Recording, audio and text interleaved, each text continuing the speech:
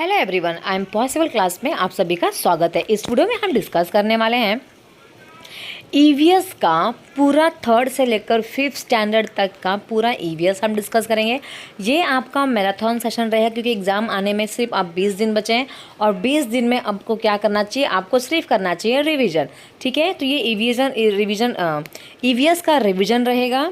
Okay, और ये एक वीडियो में आपका पूरा रिवीजन जो है वो कंप्लीट हो जाएगा और 30 मार्क्स का ईवीएस के मार्क्स भी आपको मिल जाएंगे।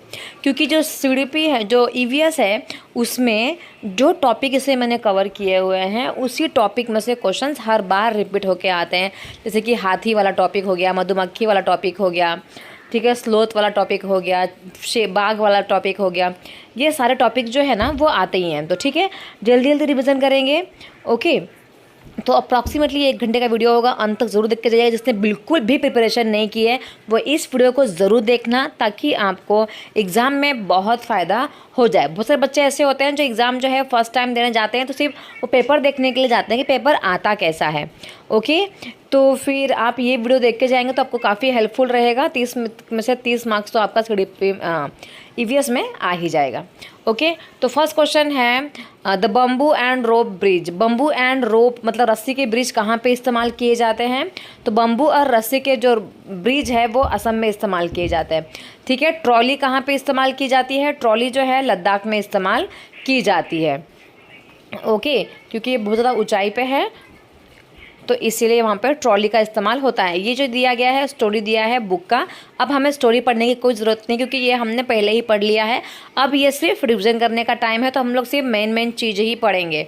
ओके, थर्ड है सीमेंट का जो ब्रिज होता है वो कहाँ इस्तेमाल होता है? तो नॉर्मल एरियाज़ में और वाटर के ऊपर सीमेंट का ब्रिज इस्तेमाल होता है। ठीक है, वल्लम क्या है? तो वल्लम जो है एक प्रकार की बोट है, लकड़ी की क्या है? बोट है, लकड़ी की नाव है जो कि केरला में इस्तेमाल की जाती है। बहुत बार रिपीट हुआ है ये वाला क्वेश्चन, तो आपको ध्यान रखना है। वल्लम क्या है? एक प्रकार की लकड़ी की क्या है? नाव है, केरला में इसका इस्तेमाल होता है। ठीक है, कैमल कार्ट जो होता है, ऊँट की जो गाड़ी होती है उसका इस्तेमाल कहाँ होता है? तो आपको पता है उसका इस्तेमाल जो है राजस्थान में होता है। ठीक है, बुलक कार्ट मतलब कि जो बैलगाड़ी होती है उसका इस्तेमाल कहाँ होता है? तो वो भी हमें पता है कि जो विलेजेस होते हैं एंड प्लेन्स एरियाज़ में बैलगाड़ी का इस्तेमाल होता है। ठीक है, ये वाला क्वेश्चन भी बहुत बार रिपीटेड हुआ है कि कौन से ऐसे जगह का जो एरिया है, जो लैंड है वो रॉकी है एंड अनइवन है, मतलब कि सही नहीं है, ऊबड़ खाबड़ है, पथरीला जगह है। तो उत्तराखंड का जो रास्ता है ना वो पथरीला है। ओके, ये हो गया रास्तों के बारे में। और रास्तों के बारे में एक क्वेश्चन आता ही आता है, तो आपको ज़रूर से पूरा पढ़ना है। ओके, चलिए देखते हैं नेक्स्ट क्वेश्चन बर्ड्स के बारे में। बर्ड्स के रिगार्डिंग भी क्वेश्चंस आपको देखने को मिलेंगे सीटेट के एग्ज़ाम में, तो अच्छे से पढ़ के जाइएगा। ओके, चलिए फर्स्ट क्या है? Most of the birds have their eyes on their side of the head and their eyes can focus on different things at a time। तो जो birds होते हैं ना, जो उनके आँखें होती हैं वो हेड के साइड में होती है। ठीक है, तो जैसे कि हमारे हेड पे ही होती है, जस्ट हेड के नीचे ही होती है ना, उनके हेड के साइड में होती है, जिसकी वजह से वो एक टाइम पे एक ही चीज़ देख सकती है। ओके, एक टाइम पे एक ही चीज़ वो देख सकती है। क्वेश्चन आता है कि बर्ड्स के बारे में कौन सा कथन सही है या फिर बर्ड्स के बारे में कौन सा कथन गलत है। तो ये आंसर कब दे पाओगे? जब आपको बर्ड्स के बारे में पूरा इतिहास पता होगा, पूरा A to Z पता होगा, तभी आप इसका आंसर ठीक लगा सकते हो। ठीक है, तो आपको याद रखना है कि जो आँखें होती हैं वो जो सर हेड होता है उसके साइड में होती है, इसके वजह से वो एक टाइम पे एक ही चीज़ पे फोकस कर पाती है। ठीक है, जब वो स्ट्रेट देखती हैं, सीधा देखती हैं, इसका मतलब है कि जो इनकी दोनों आंखें हैं वो एक ही ऑब्जेक्ट पे फोकस कर रही हैं। समझ लो ये है और यहाँ पे कोई चीज़ है तो वो एकदम सीधा देख रही है, दोनों आंखें एकदम सीधा, मतलब कि ये जो हैं वो एक ही चीज़ पे क्या कर रही हैं? फोकस कर रही हैं। ठीक है, जो मोस्ट ऑफ द जो बर्ड्स होते हैं ना, उनके जो eyes are fixed and can not move. उनकी आंखें जो होती है वो फिक्स्ड होती है, वो घूम नहीं सकती है। ठीक है, इसलिए उनको बार बार अपने सर को घुमाना पड़ता है। मतलब जैसे कि हमारी जो पुतलियाँ होती है ना, जो आंखें होती हैं, तो उसको हम लोग यहाँ वहाँ हिला सकते हैं, राइट। बट जो बर्ड्स होते हैं ना, तो उनकी जो पुतलियाँ होती हैं, जो आँखें का जो ब्लैक एंड वाइट वाला जो हिस्सा होता है वो एकदम फिक्स होता है, वो उसको हिला नहीं सकती। इसके वजह से वो बार बार क्या करती है, अपना मुंडी हिलाती है देखने के लिए कि आजू बाजू में कोई है तो नहीं। ओके, कुछ बर्ड्स ऐसे हैं जैसे कि काइट्स, ईगल्स, वॉल्चर्स, ये हमसे 4 गुना ज़्यादा अच्छे से देख सकती हैं। कितने गुना ज़्यादा देख सकती हैं? 4 गुना ज़्यादा हमसे अच्छे से देख सकते हैं। मतलब जो चीज़ हम 1 किलोमीटर तक की देख सकते हैं, वही चीज़ मतलब जो हम सिर्फ 1 किलोमीटर तक देख सकते हैं, और जो ये ईगल वीगल हैं वो 4 किलोमीटर तक देख सकती हैं।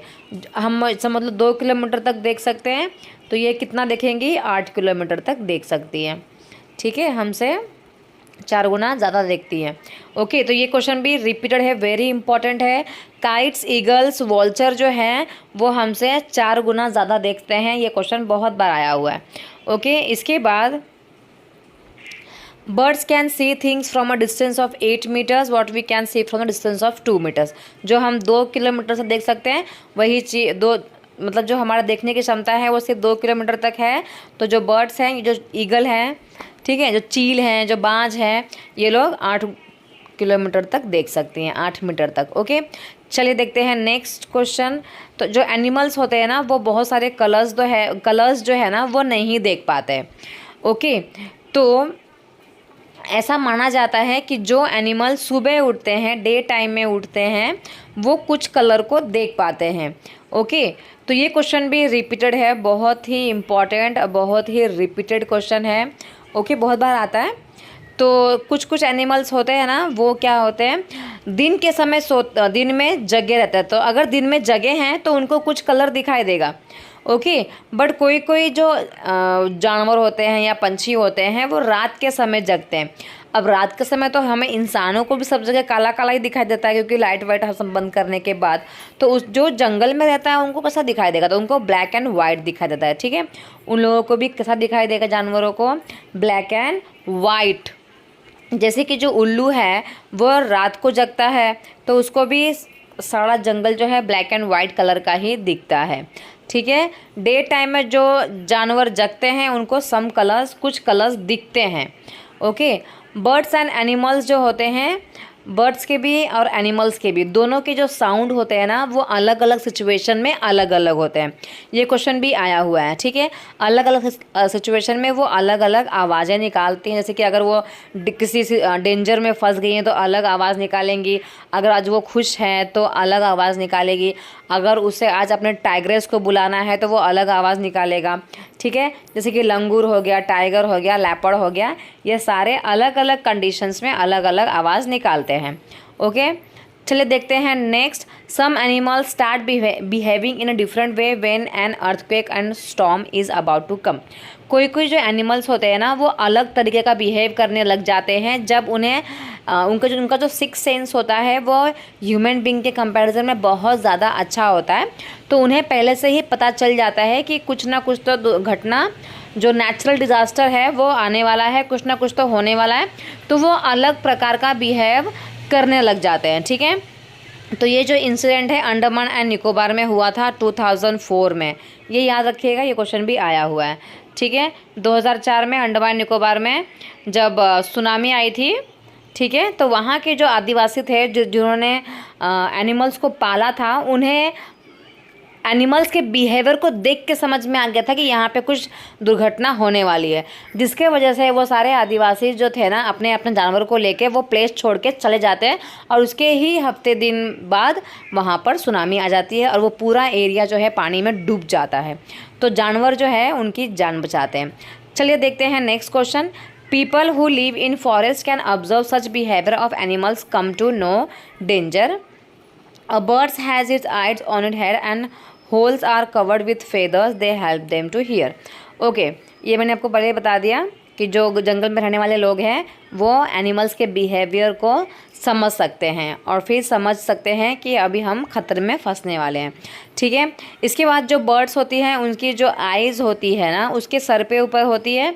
ओके, और सर के ऊपर आइज़ होने के वजह से बाजू में ही छोटे छोटे छेद होते हैं, उनके बॉडी में ही छोटे छोटे क्या होते हैं, छेद होते हैं। वो जो छेद होते हैं वो फेदर के अंदर कवर्ड होते हैं। फेदर मतलब जो उनका पंख होता है उसके अंदर छुपे हुए होते हैं, ठीक है। समझ लो ये पंख है, बहुत खिचड़ी पिचड़ी हो गया, ठीक है। अब ये बर्ड्स बनाती हूँ मैं।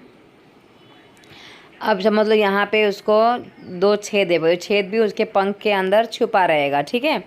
तो ये जो पंख होते हैं ना, उनको सुनने का काम करते हैं। मतलब कि जो छेद होते हैं ना, वो उनके कान होते हैं एक्चुअली में, वहीं से उनको आवाज़ें सुनाई देती है। ओके, चलिए देखते हैं नेक्स्ट लिजर्ड के बारे में दिया हुआ है। लिजर्ड जो होती है उनको भी सेम काइंड ऑफ ईयर्स होते हैं, ठीक है। उनके पास भी सेम काइंड ऑफ ईयर्स होते हैं। आपने लिजर्ड को देखा होगा तो उनकी जो आंखें होती है जस्ट उसके ऊपर छोटे से कान होते हैं, ठीक है। तो वो जो होल होते हैं वो उनको सुनने में मदद करते हैं। ये क्वेश्चन भी आया हुआ है। इसके बाद क्रोकोडाइल इतना बड़ा होता है, ओके। क्रोकोडाइल इतना बड़ा होता है पर उसके पास भी सेम छोटे से 2 छेद होते हैं और वही छेद जो होते हैं उसका कान होता है, ओके। फिर इसके बाद नेक्स्ट जो आता है वो भी इम्पॉर्टेंट है। Different patterns on the animals are due to the hair on their skin. आपने जेब्रा को देखा ही होगा, black and white black and white black and white black and white होता है उसके बॉडी पे। तो वो ब्लैक एंड वाइट क्या होता है, वो जो होता है उसके बाल होते हैं, ठीक है। ना कोई उसके ऊपर बनाता है और ना ही कोई उसके ऊपर ड्रॉ करता है। वो जो ब्लैक एंड वाइट है वो उसके बाल होते हैं, जिसके वजह से हमें वो डिफरेंट शेड्स में दिखाई देते हैं, ओके। चलिए देखते हैं नेक्स्ट। अगर वीडियो अच्छी लग रही है प्लीज़ चैनल को सब्सक्राइब कर लीजिएगा, लाइक कमेंट शेयर ज़रूर कीजिएगा, ओके। ये मैराथन सेशन बहुत ज़्यादा यूज़फुल होने वाला है आप सभी के लिए। चलिए देखते हैं animals with ears on hair on the body. मतलब ऐसे एनिमल्स जिनके बॉडी पे हेयर होते हैं, ओके, और उसके जो कान होते हैं ना वो बाहर होते हैं। तो वो जो एनिमल्स होते हैं वो बच्चे को जन्म देते हैं। जैसे कि आपने काऊ को देखा होगा, काऊ का जो कान होता है देख सकते हैं आप, राइट। बफेलो को देख सकते हो, बकरी का देख सकते हो। तो जिसका भी कान हम उसके बॉडी से बाहर होता है ना, मतलब जिसको हम लोग इजीली देख सकते हैं उनके कान को, तो वो बच्चे देते हैं। और जिसके कान हम नहीं देख सकते हैं, जैसे कि मैंने अभी बताया कि जिसके कान वो लिजर्ड वगैरह है, तो कितने छोटे छोटे होते हैं, उनके बालों में छुपे होते हैं, राइट। उनके बॉडी के बाहर नहीं होते, right. No ears outside the body, ठीक है। बॉडी के बाहर उनके कान नहीं होते हैं, उनके बॉडी में ही होते हैं। तो ऐसे जो एनिमल्स होते हैं वो क्या देंगे, अंडे देते हैं। जैसे कि आप बर्ड्स को भी देख सकते हो, तो बर्ड्स के 2 छेद होते हैं, वो भी छुपे होते हैं उनके पंखों में, राइट। इसके बाद लिजर्ड जो होती है वो भी छोटा सा ही होता है, उनके बॉडी के अंदर ही छुपा होता है। तो ऐसे लोग जो एनिमल्स हैं, पंछी है, वो क्या करेंगे, अंडे देंगे, ओके। और जिसका हमें कान दिखाई देगा वो क्या करेंगे, बच्चे देंगे, ओके। चलिए देखते हैं स्टोरी। ये जो स्टोरी मैंने आपको बता दिया कहाँ की है स्टोरी, अंडमान आइलैंड की है। 2004 में वहाँ पे क्या आया था, सुनामी आई थी और वहाँ के लोगों को एनिमल्स का बिहेवियर देख के समझ में आ गया था कि वहाँ पे कुछ होने वाला है। तो वो लोग उस प्लेस को छोड़कर सेफ जगह पे चले जाते हैं और बहुत जल्द ही वहाँ पे सुनामी आ जाती है। पर जितने भी लोग थे सारे वो बच जाते हैं, क्योंकि वो पहले ही समझ जाते कुछ ना कुछ तो होने वाला है, ओके। चलिए देखते हैं नेक्स्ट एलिफेंट के बारे में। एलिफेंट का टॉपिक बहुत ज़्यादा इंपॉर्टेंट है और बार बार एलिफेंट के रिगार्डिंग क्वेश्चंस आता ही है। तो 3-4 टॉपिक है एलिफेंट के बारे में, 5-6 है, ठीक है, बट वेरी इंपॉर्टेंट है, ओके। देख के ही जाइएगा, बिल्कुल भी स्किप आपको नहीं करना है, ठीक है। चलिए एलिफेंट देखते हैं। एलिफेंट जो है ना, तो ओल्डेस्ट फीमेल एलिफेंट जो होती है, सबसे बूढ़ी जो एलिफेंट होती है ना, वो उनके झुंड की क्या होती है, उनकी झुंड की होती है हेड, ठीक है। जैसे हमारे घर की सबसे हेड कौन होती है, दादी लोग होती है ना, सबसे ओल्डेस्ट होती हैं वो। तो सेम उसी तरह हाथी के झुंड की जो लीडर होती है या जो हेड होता है वो ओल्डेस्ट फीमेल होती है, सबसे पुरानी जो फीमेल एलिफेंट रहेगी वो रहती है, ठीक है। वहाँ उनकी जो झुंड होता है उसमें कोई भी मेल एलिफेंट नहीं होगा। मेल की स्पेलिंग गलत लिखा है, ठीक है। तो कोई भी मेल एलिफेंट नहीं होता है। जब वो 14 या 15 साल के होते हैं ना, तब वो अपने झुंड को छोड़ देते हैं। जो हाथी कोई अगर मतलब मेल हाथी भी है, ठीक है, मतलब वो जब बच्चा होता है ना तब तक ही वो साथ में रहता है। जब वो 14-15 ईयर्स का हो जाता है तो वो छोड़ देता है अपने झुंड में रहना, अकेला रहता है, ठीक है। नेक्स्ट जो एडल्ट एलिफेंट होता है, जो यंग एलिफेंट होता है ना, वो एक टाइम पे 100 किलो पत्ते वगैरह टहनियाँ वगैरह खा लेता है। ये क्वेश्चन तो हज़ारों बार लाखों बार आया हुआ है, ठीक है। तो ये ना बहुत कंफ्यूजिंग भी है। बहुत सारे बच्चे ना 1000 में टिक लगा के आ जाते हैं कि 1000 केजी खाते हैं, बट 1000 केजी नहीं खाते, वो 100 केजी खाते हैं। ओके, एलिफेंट जो है वो 2 से 4 घंटा सोती है। ओके, उन लोगों को मिट्टी में लोट-पोट करना अच्छा लगता है क्योंकि मिट्टी जो है उनके बॉडी को ठंडक प्रदान करती है। इसके बाद जो बड़े बड़े उनके कान होते हैं वो पंखे की तरह काम करते हैं। आपने देखा होगा जो उनके से बड़े बड़े कान होते हैं ना, वो पूरे टाइम हिलते रहते हैं, तो वो उन्हें हवा प्रदान करते हैं, ठीक है। इसके बाद आपने देखा होगा कि पूरे टाइम वो हिलाते ही रहते हैं अपने कान को, ठीक है। 10 से 12 फीमेल एलिफेंट्स होती हैं यानी यंग वंस होते हैं, ठीक है। एक झुंड में कितने एलिफेंट होती हैं? 10 से 12 एलिफेंट, और उनके चिल्लू पिल्लू मतलब कि बच्चे होते हैं। तो ये टॉपिक बहुत ज़्यादा इंपॉर्टेंट है, आप प्लीज़ उसको मत छोड़ के जाइएगा, अदरवाइज़ 1 मार्क्स चला जाएगा। इतना इजी टॉपिक में भी अगर मार्क्स चला जाएगा तो बहुत तकलीफ होगी, ठीक है। तो चलिए एक बार रिवाइज़ कर लेते हैं कि जो ओल्डेस्ट फीमेल एलिफेंट होती है वो हेड होती है झुंड की।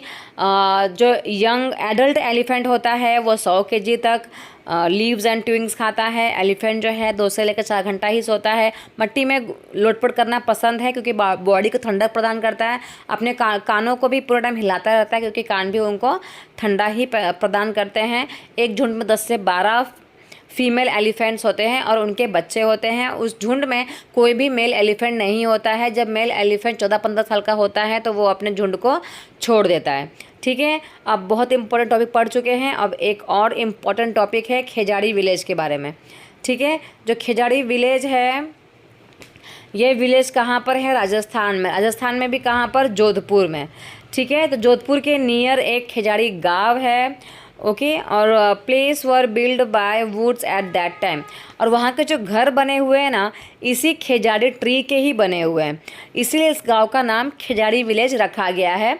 क्योंकि उस गांव में ना खेजाड़ी का जो ट्री है वो बहुत ज़्यादा पाया जाता है और वहाँ के लोग इसी खेजाड़ी के ट्री का इस्तेमाल करके अपना घर वगैरह बनाते हैं। तो ये 300 साल पहले की बात है, ओके। और वहाँ पे जो रहने वाले लोग हैं उनको बिश्नोई कहा जाता है। जो खेजाड़ी ट्री है वो बहुत कम पानी में ही ग्रो हो जाता है और इसमें जो बीन्स उगे होते हैं ना, जो भी फलियाँ उगे रहती हैं उसमें कोई भी इंसेक्ट्स नहीं लगते हैं, ये इसकी खासियत है। वो कभी भी उसमें कीटाणु वगैरह या कीड़े वीड़े नहीं लगते हैं, ठीक है। और जो खेजाड़ी की छाल है ना उससे मेडिसिन बनाया जाता है। एग्ज़ाम में क्वेश्चन आ रहा है कि खेजाड़ी ट्री के बारे में कौन सा कथन सही है, खेजाड़ी ट्री के बारे में कौन सा कथन गलत है, राइट। तो ये चीज़ को फाइंड आउट करने के लिए आपके पास पूरा नॉलेज होना चाहिए, तो ये पूरा ही आपको पढ़ना पड़ेगा, ठीक है। बहुत इंपॉर्टेंट टॉपिक है, प्लीज़ पढ़ लीजिएगा, एक बार रिवाइज भी कर लीजिएगा ताकि आपको कोई भी दिक्कत ना हो, ठीक है। राजस्थान के जोधपुर, नियर जोधपुर में ये गांव है। जो घरें हैं इस लकड़ी के ही बने हुए हैं। 300 साल पहले की बात है ये। वहाँ के जो रहने वाले लोग हैं उसे बिश्नोई कहा जाता है। जो ये ट्री है वो बहुत कम पानी में ग्रो हो जाता है। उसके जो फलियाँ होती हैं उसमें कभी भी कीटाणु नहीं लगते हैं, कीट वगैरह नहीं लगते हैं और उसकी जो छाल होती है उससे मेडिसिन बनाया जाता है, ठीक है। ये इंपॉर्टेंट टॉपिक पे आपने पढ़ लिया होगा। चलिए अब देखते हैं बोचाचा विलेज। बोचाचा विलेज भी बहुत इंपॉर्टेंट टॉपिक है, ओके। मैं फास्ट कर रही हूँ ताकि वीडियो जो है ज़्यादा बड़ी ना हो, और आपने ऑलरेडी 50 बार पढ़ा होगा तो आपको भी फास्ट ही करना होगा, राइट। अपने आप को सिर्फ चेक करो कि आपको आता है कि नहीं आता है, फास्ट देते जाओ, मेरे बोलने का इंतज़ार भी मत करो, कि सिर्फ चेक करो कि चाचा विलेज में क्या क्या है, आप खुद ही अपने आप को चेक करो, ठीक है। तो देखो जो चाचा विलेज है ना वो किसकी स्टोरी है, तो चाचा गांव की ही स्टोरी है। वो चाचा गांव कहाँ पर है? मुजफ्फरपुर डिस्ट्रिक्ट के बिहार में, मतलब बिहार के मुजफ्फरपुर डिस्ट्रिक्ट में एक गांव है बोचाचा विलेज, वहाँ की यह स्टोरी है, ठीक है। इस स्टोरी में किसकी बात की गई है? अमृता देवी बिश्नोई की बात की है, ठीक है। अमृता देवी बिश्नोई, इसमें ये क्वेश्चन बार बार आता है। तो ये जो अमृता देवी है उन्होंने क्या किया था? हनी बी को पालना स्टार्ट किया था, ठीक है। तो ये क्वेश्चन बार बार आता है कि जो हनी बी है उन जो अंडे जो हैं वो कौन से महीने में देती है? तो अक्टूबर से लेकर दिसंबर के महीने में अंडे देती है, ठीक है। ये क्वेश्चन लाखों बार आ गया है, लाखों बार, इस बार भी आएगा, तो कृपया करके प्लीज़ याद कर लीजिएगा। तो जो हनी बी होते हैं वो अक्टूबर से लेकर दिसंबर के महीने, मतलब ठंडी के महीने में अंडे देती हैं, ठीक है। जितने भी जो मधुमक्खियाँ होती हैं, ओके, मधुमक्खी के छत्ते में एक जो मधुमक्खी होती है वो क्वीन होती है उस छत्ते की, और उसी को अधिकार होता है, जो क्वीन मधुमक्खी होती है ना, उसको ही अधिकार होता है अंडे देने का, और कोई भी अंडे नहीं देगा, सिर्फ जो क्वीन मधुमक्खी है वही अंडे देगी, ठीक है। उस जो उनका छत्ता होता है ना, जो उनका छत्ता होता है उसमें कुछ मेल मधुमक्खी भी होते हैं, ठीक है, मेल मधुमक्खी भी होते हैं, बट वो कुछ काम नहीं करते हैं, वो सिर्फ रेस्ट करते हैं, ओके। और बाकी जो क्वीन मधुमक्खी है उसको छोड़कर, और जो मेल मधुमक्खी है उसको छोड़कर, बाकी जितने भी बीज होती है, बाकी जितनी मक्खियाँ होती हैं, वो एक वर्कर बी की तरह काम करती है, ठीक है, वर्कर्स की तरह वो काम करती है, फूलों में से रस लेके आना, रस पहुँचाना, ठीक है। इसके बाद सबसे ज़्यादा जो मधुमक्खी का पालन है वो कहाँ किया जाता है, ये क्वेश्चन आया हुआ है, ठीक है। तो ये मैंने प्रीवियस ईयर क्वेश्चन पेपर से उठाया था, क्योंकि बहुत इंपॉर्टेंट है। तो झारखंड, जम्मू एंड कश्मीर और हिमाचल प्रदेश के लोग इसको करते हैं। कहाँ कहाँ करते हैं? झारखंड, जम्मू एंड कश्मीर और हिमाचल प्रदेश, ओके। बिहार भी है, बिहार, झारखंड, जम्मू एंड कश्मीर, हिमाचल प्रदेश, ये चारों को याद रखिएगा। ये क्वेश्चन भी आता है कि सर्वाधिक मधुमक्खी पालन जो है कौन से पेड़ में किया जाता है? तो लीची के पेड़ में किया जाता है। कौन से पेड़ में किया जाता है? लीची के पेड़ में किया जाता है, ओके। कौन से पेड़ में किया जाता है? लीची के पेड़ में किया जाता है। मधुमक्खी जो है ना एक कॉलोनी बनाकर रहते हैं, राइट। कॉलोनी बना के में रहते हैं, मतलब कि समाज में रहते हैं, छत्ते में रहते हैं, ग्रुप में रहते हैं, झुंड में रहते हैं, तो उसे कहा जाता है कॉलोनी, ठीक है। मधुमक्खी के बारे में आई होप आपको ये सारा पॉइंट्स याद हो गए होंगे, क्योंकि एग्जाम में आएगा मधुमक्खी के बारे में कौन सा कथन सही है या गलत है, तो आई होप आपको याद हो गया होगा। चलिए देखते हैं नेक्स्ट। हाँ, कभी कभी जो एग्ज़ाम है ना हार्ड करने के लिए वो ऐसा भी पूछ लेते हैं कि जो मडगांव है वो कहाँ पर है, तो आपको याद होना चाहिए मडगांव जो है वो गोवा में है, ठीक है। जो कोझिकोडे है, कोझिकोडे, ठीक है, वो क्या है? तो कहाँ पर है? केरला में है वो, ठीक है। कोझिकोडे कहाँ पर है? केरला में है। मडगांव कहाँ पर है? गोवा में है, ठीक है। ट्रेंड्स के रिगार्डिंग क्वेश्चंस आता है, वो आपको प्रैक्टिस ही करना पड़ेगा, ठीक है। मैं कल एक वीडियो बना दूंगी ट्रेंड्स के रिगार्डिंग, मैं खुद उसको लिख लेती हूँ, क्योंकि समटाइम्स मुझे कोई वीडियोज़ बनाने होते हैं, मैं खुद भूल जाती हूँ कि मुझे कौन सा बनाना है, ओके। तो मुझे ट्रेंड के रिगार्डिंग कैसे क्वेश्चंस आ रहे हैं, किस प्रकार से आ रहे हैं, और किस प्रकार से आपको फाइंड आउट करना है ना, ये बहुत ज़्यादा इंपॉर्टेंट है। मैं नेक्स्ट वीडियो इस पर ही बनाऊँगी, ओके। तो चैनल को सब्सक्राइब कर लीजिएगा अगर आपको चाहिए देखना है तो, ठीक है। अब क्वेश्चन क्या है? गोवा से लेकर केरला जाने के बीच में टोटल कितने ब्रिज पड़ते हैं और कितने टनल्स पड़ते हैं? आपको सिर्फ गोवा से जाना है केरला, तो आपको सिर्फ गोवा से कर्नाटका क्रॉस करना पड़ेगा, कर्नाटका के बाद तुरंत ही आपका केरला आ जाएगा, बट उसके दरमियान आपको 2000 ब्रिज क्रॉस करना है और 92 टनल्स क्रॉस करने हैं, ओके। ये तो नहीं पूछा जा रहा है, अब तो ट्रेन के रिगार्डिंग पूछा जाता है कि अहमदाबाद से सूरत जाने में मुझे 5 घंटा लग रहा है, तो गाड़ी की स्पीड कितनी है? इस प्रकार से क्वेश्चन पूछा जा रहा है, तो वो मैं आपको बता दूंगी, ओके। चलिए देखते हैं next. On the way to Gujarat to Kerala, ठीक है, आपको गुजरात से केरला जाना है, तो आप कौन से स्टेशन को क्रॉस करोगे, कौन से स्टेट को क्रॉस करोगे? तो गुजरात जाना है तो सबसे पहले गुजरात से जाओगे महाराष्ट्र, महाराष्ट्र से जाओगे गोवा, और गोवा से जाओगे कर्नाटका, ठीक है। तो ये 3 स्टेट्स को आप क्रॉस करोगे।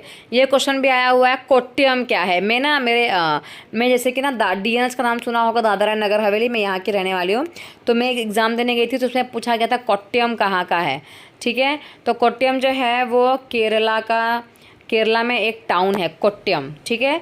तो ये याद रखिएगा, Kottayam is a town in India, state of Kerala.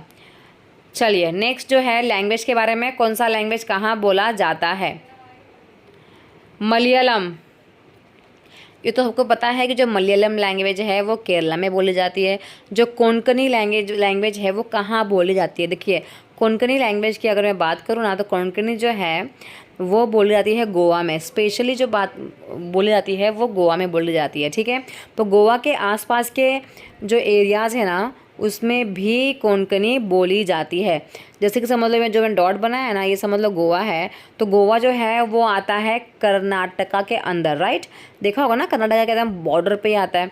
तो देखिए, तो कॉमन सेंस की बात है कि वहाँ के जो बॉर्डर वाले लोग हैं कर्नाटका और गोवा के बीच वाले, वो लोग भी कोंकणी बोलेंगे, ठीक है।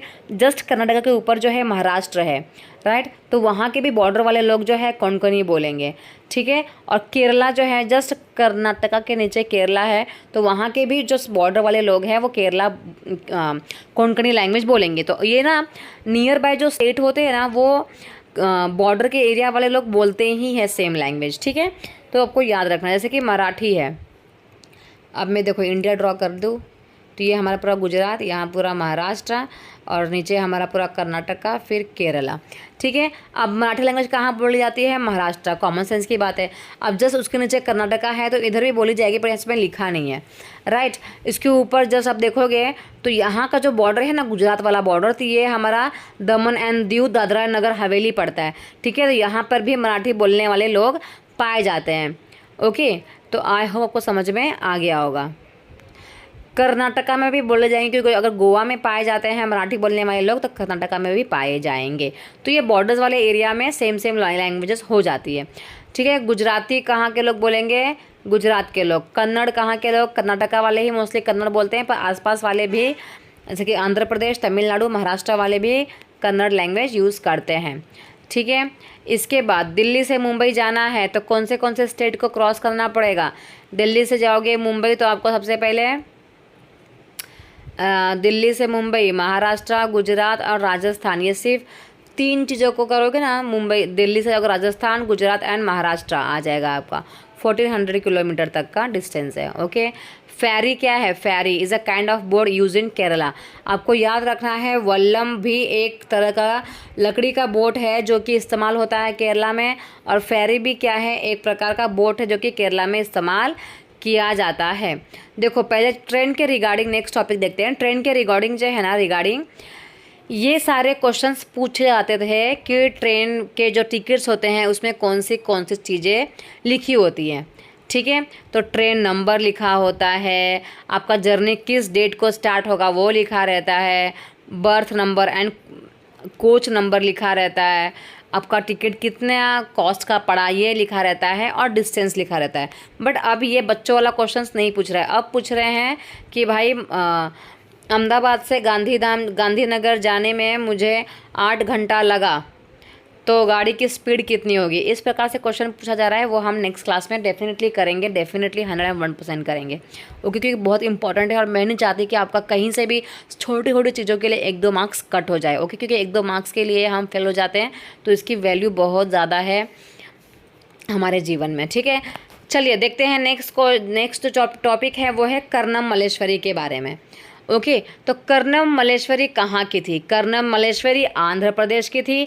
कर्णम मल्लेश्वरी एक वेट लिफ्टर थी, वो आंध्र प्रदेश की रहने वाली थी। उनके जो पिताजी थे वो पुलिस कांस्टेबल थे, ठीक है। उन्होंने 12 साल की एज से ही वेट लिफ्टिंग करना स्टार्ट कर दिया था, और वो 130 किलोग्राम्स का वेट उठा लेती हैं। कितना उठा लेती हैं? 130 किलोग्राम का वेट जो है वो उठा लेती है।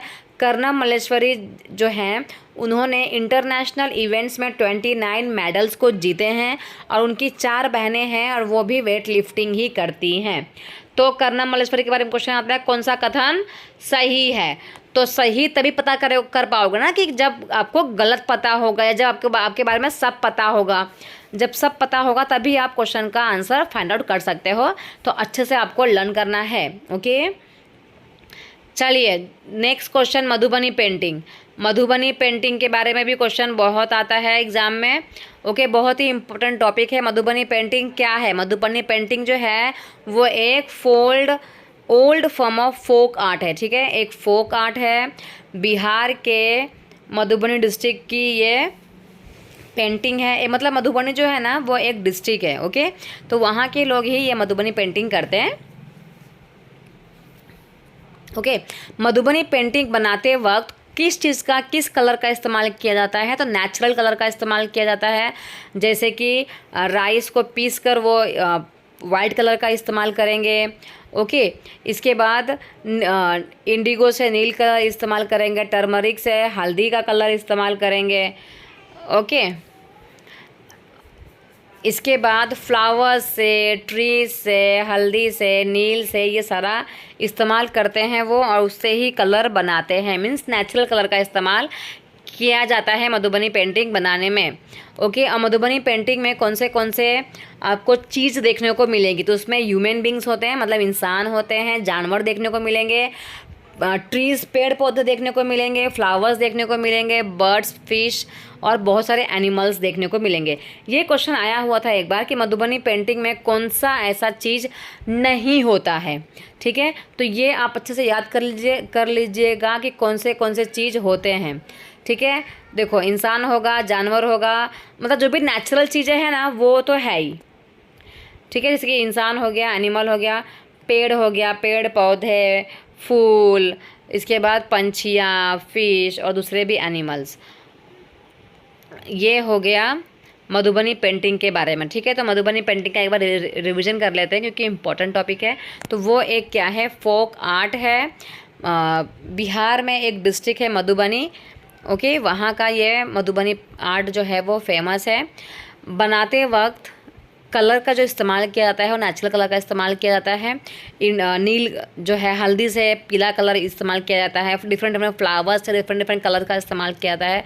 ट्रीज से भी कलर किया जाता है। ठीक है, और ये करते वो लोग राइस को पीस देते हैं। इसके बाद राइस को पीसने के बाद हल्दी इसमें मिक्स करेंगे तो कैसा कलर हो जाएगा, पीला कलर हो जाएगा। राइट, फ्लावर्स में समझ लो पिंक कलर का फ्लावर है, तो फिर अगर हम वाइट कलर के चावल मिक्स करेंगे तो उसका कलर कैसा हो जाएगा, पिंक हो जाएगा। ओके, तो वो राइस चावल होता है उसको पीस के फिर उसमें वो लोग कलर मिक्स करते हैं। और उसमें बहुत सारे आपको डिफरेंट एनिमल्स भी देखने को मिलेंगे, ह्यूमन बींग्स देखने को मिलेंगे, ट्रीज, फ्लावर्स, बर्ड्स, फिश और बहुत सारे एनिमल्स देखने को मिलेंगे। चलिए देखते हैं नेक्स्ट।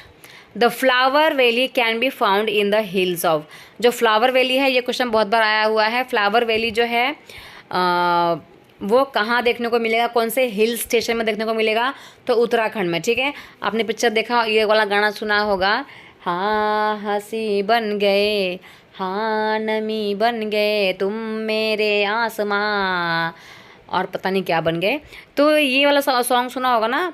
ये पिक्चर का नाम तो मुझे याद नहीं आ रहा, बट विद्या बालन है उसके अंदर। तो वो जो लास्ट में जो दिखाता है ना, वो जो वेली होती है, पर्पल कलर का पूरा फ्लावर होता है, तो ये उत्तराखंड का है। ओके, उत्तराखंड में ये वेली जो है, फ्लावर वेली पाई जाती है।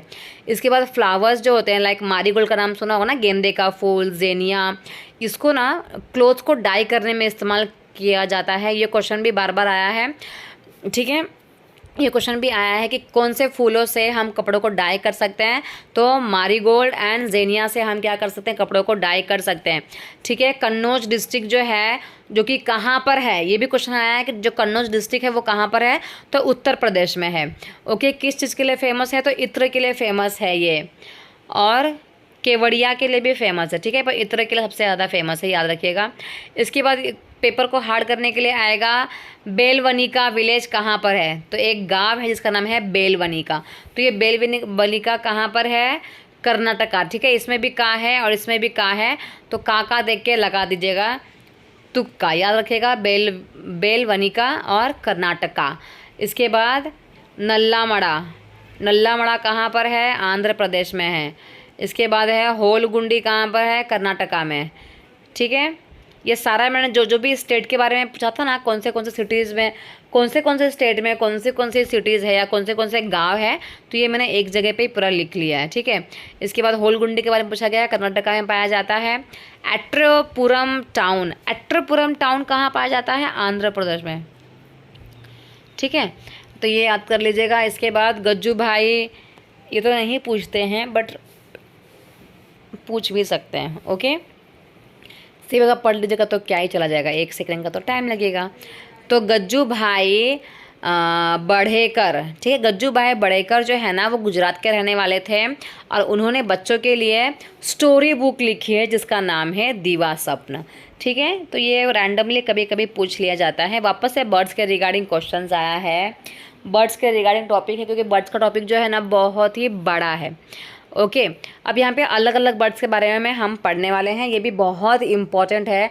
मतलब ईवीएस का मैं आपको बता दूं ना कि ये पूरा का पूरा वीडियो ही बहुत ज़्यादा इंपॉर्टेंट है, क्योंकि जो भी चीज़ लिखा हुआ है एक एक चीज़ एग्ज़ाम में आया हुआ है और एक एक चीज़ एग्ज़ाम में आता है, तो कौन सा पूछ लिया जाएगा वो हमें नहीं पता है, तो हमें सब पढ़ना पड़ेगा क्योंकि सब चीज़ इंपॉर्टेंट है।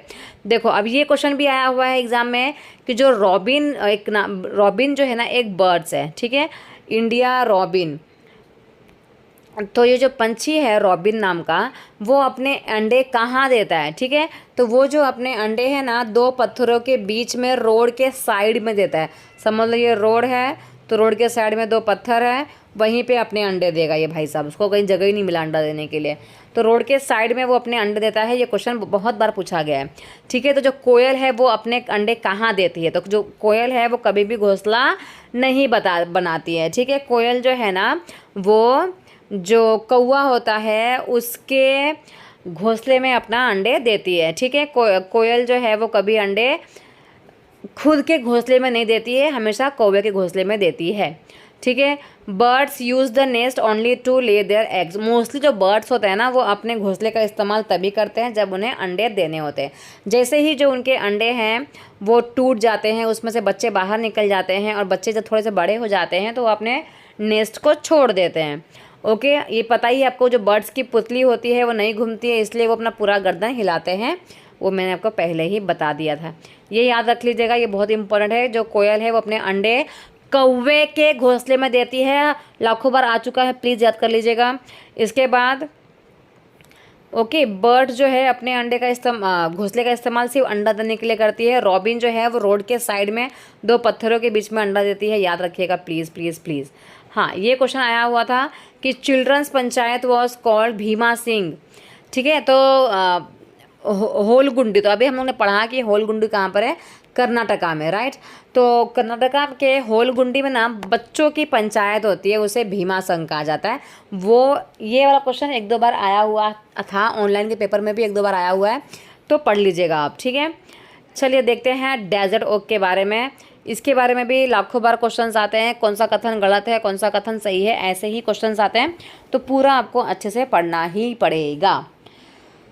चलिए देखते हैं।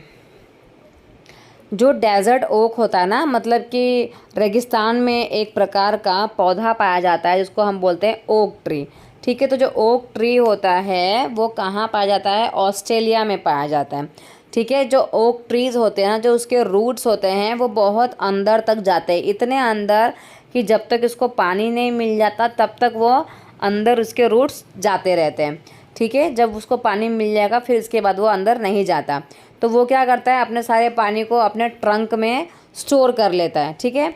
सारा ट्रंक में उसके स्टोर कर लेता है। इसके बाद यहाँ पे आधा ही लिखा हुआ है इसको स्टोरी। ट्रंक में स्टोर करने के बाद कोई भी इंसान जो है ना स्ट्रॉ लगा, इतना पानी होता है उसके ट्रंक में कि स्ट्रॉ लगा के पानी को पिया जा सकता है, ठीक है। ये क्वेश्चन आया हुआ था कि कौन सा ऐसा पौधा है जिसमें हम लोग स्ट्रॉ लगा के पानी पी सकते हैं, तो वो ओक ट्री है, याद रखिएगा, ठीक है। अब यहाँ पे बिहू फेस्टिवल्स के बारे में दिया है। फेस्टिवल्स के रिगार्डिंग एक क्वेश्चन आता ही है और फोक डांस के रिगार्डिंग भी क्वेश्चंस आता है, तो वो आपको अच्छे से पढ़ना पड़ेगा, ठीक है। तो जो बिहू फेस्टिवल्स है कब सेलिब्रेट किया जाता है, कहाँ सेलिब्रेट किया जाता है, बिहू जो है असम में सेलिब्रेट किया जाता है। जब उनके न्यू राइस के जो क्रॉप्स होते हैं, जब उनके जो धान की जो फसल है वो पक जाती है, तब बिहू फेस्टिवल जो है मनाया जाता है, ठीक है। इसके बाद भेला घर बनाते हैं वो लोग बम्बू से, ठीक है। भेला घर कहाँ बनाते, कैसे बनाते हैं, बम्बू से भेला घर। तो बम्बू का इस्तेमाल पता ही आपको मोस्टली असम में होता है, क्योंकि असम के जो घर होते हैं बारिश के वजह से वो लोग 3 किलोमीटर ऊंचाई पे बनाते हैं बम्बू का इस्तेमाल से। नीचे पूरा बम्बू रहेगा, बम्बू का पिलर रहेगा और ऊपर उनका घर रहता है और यहाँ पे लोग रहते हैं, क्योंकि उनको पता है कि बारिश इतना ज़्यादा होगी कि जो हमारा घर अगर नीचे रहेगा तो वो बह जाएगा, तो इसलिए वो लोग ऊपर बनाते ताकि कोई दिक्कत ना हो, ठीक है। Magh Bihu is celebrated on 14 और 15 जैन। जैसे कि पता है आप लोग को, हम लोग भी तो अपना मकर संक्रांति सेलिब्रेट करते, जब बिहू सेलिब्रेट होता है तभी हम लोग मकर संक्रांति सेलिब्रेट करते हैं। असम वाले बिहू सेलिब्रेट करते हैं, पंजाब वाले बैसाखी सेलिब्रेट करते हैं क्योंकि उस टाइम पे नई फसल जो है ग्रो हो जाती है इसीलिए। ठीक है, चलिए देखते हैं नेक्स्ट पोचमपल्ली के बारे में कि पोचमपल्ली जो क्या है। तो आंध्र प्रदेश में एक डिस्ट्रिक्ट है पोचमपल्ली, उसमें एक गांव है मुक्तापुर विलेज। ठीक है, मुक्तापुर विलेज पर ऐसा नहीं आता है, सिर्फ यही पूछते हैं कि पोचमपल्ली किस चीज़ के लिए फेमस है या पोचमपल्ली के लोग किस प्रकार का काम करते हैं, उनका ट्रेडिशनल ऑक्यूपेशंस क्या है। तो क्या है, कारपेट बनाना, टॉय बनाना, इत्र बनाना इनका काम है। ठीक है, वहाँ के लोग क्या करते हैं, पोचमपल्ली के लोग कौन सा काम करते हैं, पेट पालने के लिए कारपेट बनाते हैं, टॉय बनाते हैं, इत्र बनाते हैं। ठीक है, आंध्र प्रदेश जो है पोचमपल्ली में 2 प्रकार की साड़ी जो है फेमस है, एक पोचमपल्ली और एक कलामकरी। ये दोनों साड़ियाँ जो है फेमस है, पोचमपल्ली साड़ी एंड कलामकरी साड़ी। ठीक है, चलिए देखते हैं नेक्स्ट अबू धाबी के बारे में क्या दिया हुआ है। अबू धाबी में करेंसी इस्तेमाल की जाती है दिरहम। अबू धाबी की लैंग्वेज है अरेबिक। अबू धाबी में पेट्रोल जो है बहुत ज़्यादा लार्ज क्वांटिटी में पाया जाता है और फ्रूट्स जो है वो डेट पाम पाया जाता है।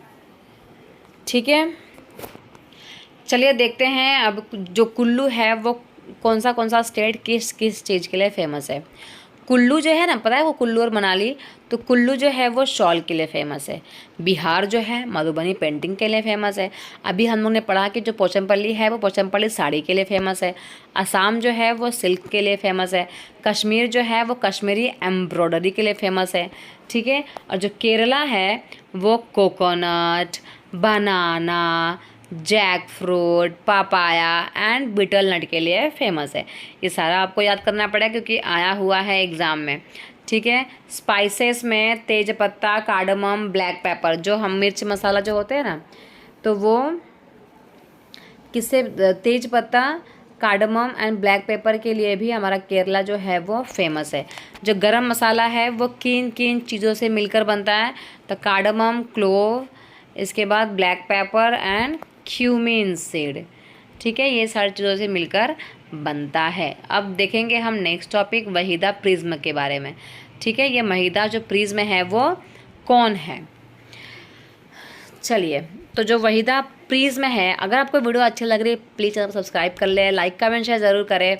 ओके, क्योंकि ये पूरा वीडियो जो है वो बहुत ज़्यादा इम्पोर्टेंट होने वाला है और एक ही वीडियो में मैं पूरा ख़त्म करना चाहती हूँ ताकि एक ही वीडियो बस देखें आप और आपका पूरा रिवीजन कंप्लीट हो जाए।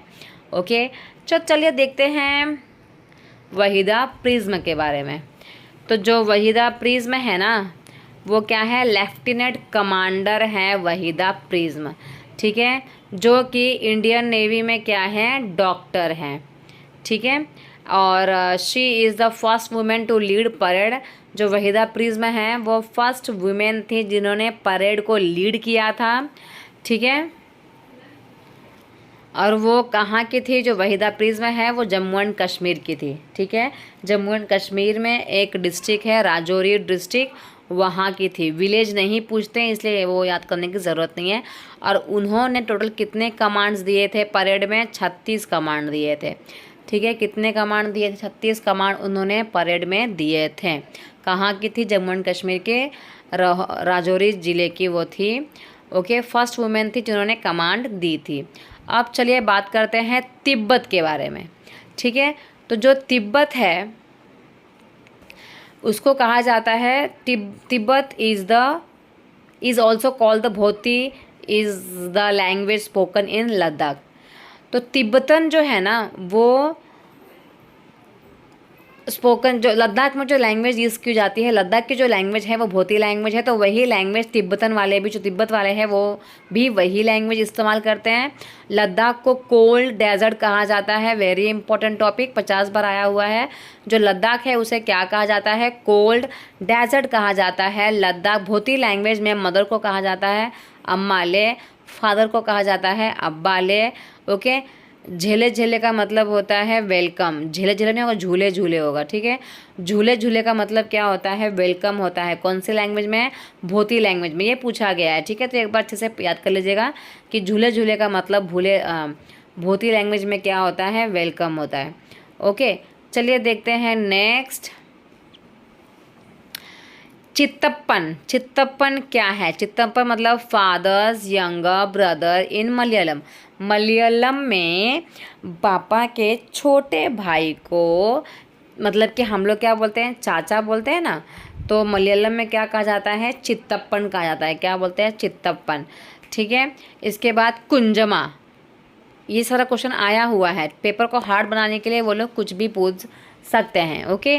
कुंजमा, कुंजमा फादर्स यंगर ब्रदर्स वाइफ, मतलब चाची को, चाची को क्या बोलते हैं वो लोग? कुंजमा बोलते हैं। क्या बोलते हैं? कुंजमा। ओके। चलिए देखते हैं नेक्स्ट सिल्क वॉर्म के बारे में। सिल्क वॉर्म जो है ना, अपनी फीमेल वॉर्म को उसके बॉडी से निकलने वाले स्मेल से उसको पहचान जाता है, भले वो कितने भी किलोमीटर दूर रहे। ठीक है। Silk worm can find its female worm from many kilometre away by her smell. तो उसके स्मेल से ही वो उसको सूंघ लेता है कि मेरी जो फीमेल वॉर्म है वो कहाँ पर है। डॉग्स जो होते हैं ना, जो कुत्ते होते हैं, वो रोड पे मार्क कर देते हैं। ठीक है, मार्क कर देते हैं रोड पे कि ये मेरा इलाका है। तो कैसे मार्क करेंगे? वो अपना सुसु करते हैं वहाँ पे। ठीक है। जैसे कि समझ लो ये वाला इलाका पूरा दूसरे कुत्ते का है, ये वाला इलाका दूसरे कुत्ते का है। ठीक है। तो ये क्या करेगा? यहाँ पे सब जगह सुसु कर देगा। तो ये वाले कुत्ते को पता चल जाएगा कि ये वाला इलाका किसी और का है। तो जैसे ही ये कुत्ता यहाँ पे आएगा तो वो भौंकना शुरू कर देगा कि मेरा है, तू कैसे आ गया। ठीक है। They can make out if another dog has come into their area by smell on its urine and the potty. चलो, mosquitoes can find people by their smell of body. तो इतने मच्छर जो है हमें क्यों काटते हैं? मच्छर जब लाइट बंद करने के बाद भी मच्छर को कैसे पता चल जाता है कि हम यहीं पे हैं? तो हमारे बॉडी में से भी एक प्रकार का स्मेल निकलता है जो कि मॉस्किटो को पता चल जाता है, जिसके वजह से कि यहाँ पे इंसान सोया है, चलो हमला करते हैं और काटते हैं। ओके। चलिए देखते हैं next. They also find them by the sole of their feet and the feet of their body. Heat of their body. Body के गर्मी से भी उनको समझ में आ जाता है कि यहाँ पे इंसान सोया हुआ है।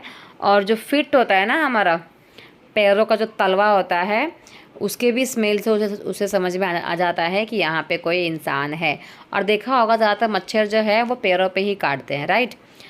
चलो नेक्स्ट देखते हैं। As the ants move, they leave a smell on the ground. The other ants follow the smell to find the way. तो जब एक एंट आगे आगे चलती है ना, तो दूसरी एंट जो है वो क्या करती है? पीछे पीछे स्मेल छोड़ती जाती है। ठीक है। तो स्मेल की वजह से सारे जो एंट्स हैं वो उसको फॉलो करते रहते हैं, फॉलो करते रहते हैं, फॉलो करते हैं। ठीक है। तो स्मेल से ही पता चल जाता है कि कौन कहाँ पर है। जैसे कुत्ता भी स्मेल की वजह से, क्योंकि वो पोटी वोटी किया रहता है और सुसु किया रहता है, उसके वजह से पता चल जाता है। जो सिल्क वॉर्म है उसे भी स्मेल से ही पता चलता है, जो मॉस्किटोज़ है उसे भी स्मेल से ही पता चलता है। ओके। नेक्स्ट टॉपिक है स्नेक के बारे में। देख लेते हैं स्लोथ, फिर इसके बाद स्लीप के बारे में, कौन कितना घंटा सोता है, टाइगर के बारे में। तो ये वीडियो जो है काफ़ी बड़ी होने वाली है, तो उसको एक काम करते हैं, हम पार्ट 2 में डिवाइड कर लेते हैं। बहुत बड़ा है, एक वीडियो में नहीं ख़त्म होगा। ठीक है। तो चलिए आज इतना ख़त्म करते हैं, मिलते हैं नेक्स्ट वीडियो में। ठीक है। So thank you so much everyone. अंत तक आपको वीडियो देखने के लिए आप लोग का तहे दिल से बहुत धन्यवाद। वीडियो अच्छी लगी है, चैनल को सब्सक्राइब कर लीजिएगा, लाइक कमेंट शेयर ज़रूर कीजिएगा, ताकि आपको ऐसे ही इंपॉर्टेंट वीडियोस मिलते रहें। सोशल साइंस के रिगार्डिंग भी हम रिवीजन कर रहे हैं। एवरीडे में एक एक टॉपिक सेंड कर रही हूँ जो कि एग्जाम में आ चुका है और आया है, और जो बार बार रिपीट हुआ है वही टॉपिक मैं एक्सप्लेन करके डाल रही हूँ। तो कृपया करके ज़रूर आप उस वीडियो को देखिएगा। Okay. Thank you so much everyone. Next class में मिलते हैं और डिस्कस करेंगे, कौन सा टॉपिक डिस्कस करेंगे? स्नेक का टॉपिक। ठीक है। सो बाय बाय एवरीवन, बने रहें आई एम पॉसिबल क्लास के साथ।